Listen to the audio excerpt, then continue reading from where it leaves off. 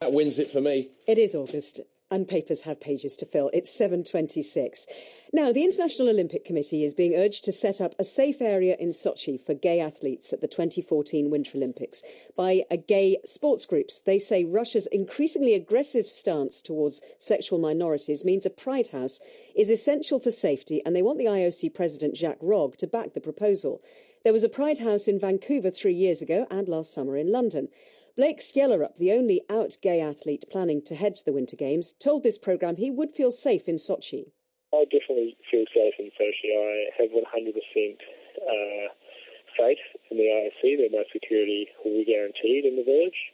Outside the village, however, I'm not too sure, and I just hope that my friends and family who will be there are safe and that there's nothing bad happens to anybody of any sexuality, really. It'd be a sad situation to happen.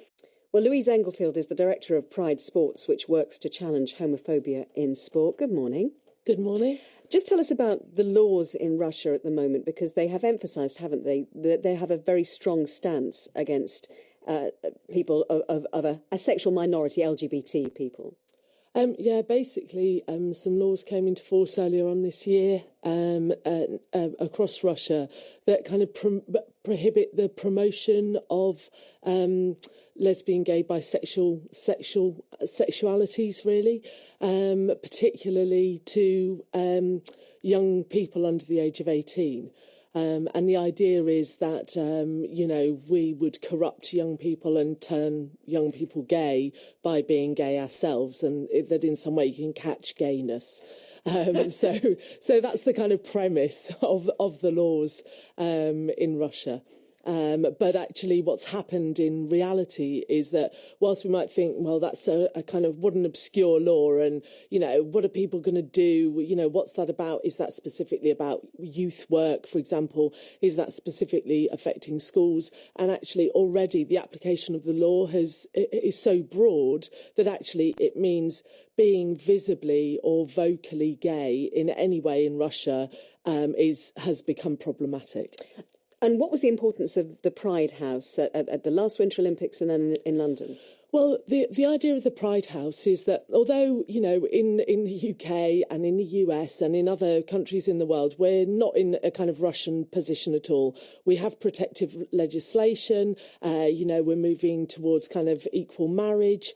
Things are going really well. But actually, within sport, there's still quite a lot of work to be done around equality and around sport embracing lesbian, gay, bisexual, transgender people into the kind of sporting community.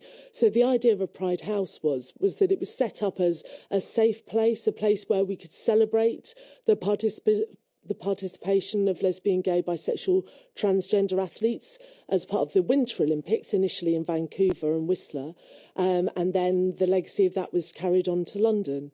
And it was really important, I think, it provided a visible focus. It made people think, oh, actually, there are lesbian, gay, bisexual, transgender people who are participating in the Olympics. What does that mean? Oh, we've got some role models. Sport is actually a welcoming place and everybody deserves a place there. So do you think the IOC were wrong to award the Winter Olympics to Sochi? Well, I think it's really difficult, isn't it? These games have been in the planning, and have been licensed a considerable time ago. I personally would never license games to a country where there was no protective legislation. So there were human rights concerns for LGBT people in Russia long before this legislation came into fruition. I think now this legislation's here, though, the IOC have got to deal with it. Vladimir Putin himself lobbied incredibly hard for the Games to come to Sochi. He has a connection with the place. But interestingly, if you want to know his attitude to these issues, Google a clip, which is there in the public domain, of what happened when a Russian Orthodox priest, in a normal gesture, tried to kiss his hand. His reaction will tell you everything you need to know about his attitude to these issues. It's very interesting and very telling. Just briefly, Louise, do you think that people who are, LGBT, who are planning on going to the Winter Olympics, whether as athletes or as spectators, will be safe? I don't know. I mean, the IOC offered assurances, I think last week. And then this week, you've had another Russian member of parliament politician who was instrumental in driving this law, saying, no, the Sochi Olympics are not beyond Russian law. Russian laws are applicable. And if Russian laws are applicable, then, you would be safe, I imagine, as long as you were not yourself in any way. If you completely compromised who you were, made no visible sign of being gay whatsoever, I think then you would be safe.